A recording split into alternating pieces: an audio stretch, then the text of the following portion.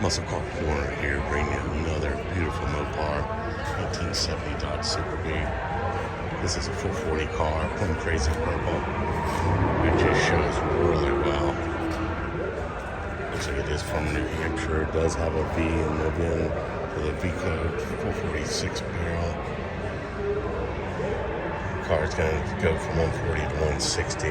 I love Super Bs. I'm a Peabody guy, so this car I just love. There's the pistol grip Ola. Talked about that before, the angle of it.